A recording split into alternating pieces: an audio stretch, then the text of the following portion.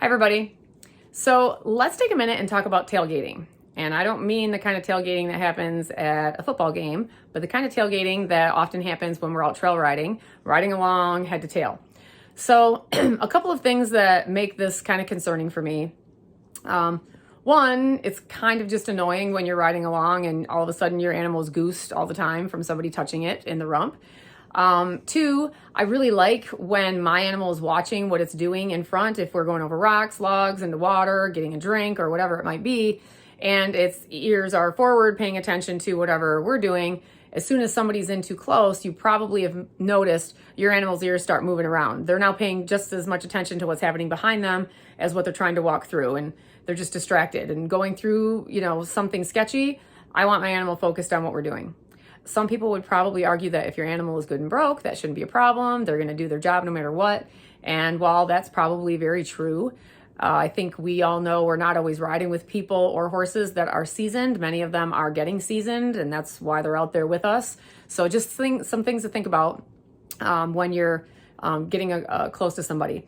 But another thing that dawned on me is, how do you tell somebody what a good distance is? Like too close, not too close, whatever. What is that distance? And how do you teach that to somebody? And I think, we often have maybe kids riding with us, maybe even somebody on a pony, and how dangerous it is if somebody on a pony runs up into the back of a horse, because that kid is now much lower and put in a much more dangerous position if that horse were to defensively kick or get spooked and kick or something like that. So just a couple of things to think about as far as that spacing goes. Now, how do you know the right spacing to be behind somebody? I guess, I've come up with all these ways. I thought, if the ears in front of you, the ears on the animal in front of you are wiggling, you're probably in their zone of now you've become a concern back there and they're paying attention to you. And that's a hard thing to read. I've tried to watch the ears of other animals and watch if they switch their tail, watch what they do. But while riding along, the last couple of weeks, I started looking at what I can see from my vantage point. And it seemed that if I can see the hind legs of the horse in front of me, the hind feet hitting the ground, that puts me at a pretty nice distance behind that person. It's probably a little bit more than what I'd call a horse length. So instead of saying 6 feet, 8 feet, horse length, whatever, which are very nebulous measurements, especially if you're trying to teach a kid, how far to stay back or how far to be safe. If they look down, over their horse's nose or their or ears or their pony's ears or whatever, and they can see, the feet on the ground of the horse in front of them, that actually puts you at a pretty good distance.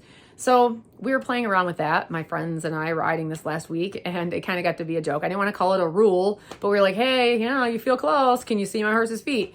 And it was a great guide. So I don't know, maybe we'll come up with something better at some point, but try it out. See if that works for you, or if that's an easy thing to tell somebody who you might be taking out on the trail for the first time, or if you've got, you've got a green animal and you just want to make sure that people stay back, say, hey, make sure you can see the feet on the ground. Try it out. Let me know what you think. And if you have some better thing that works, let me know that too. So just something to think about. Thanks. Bye.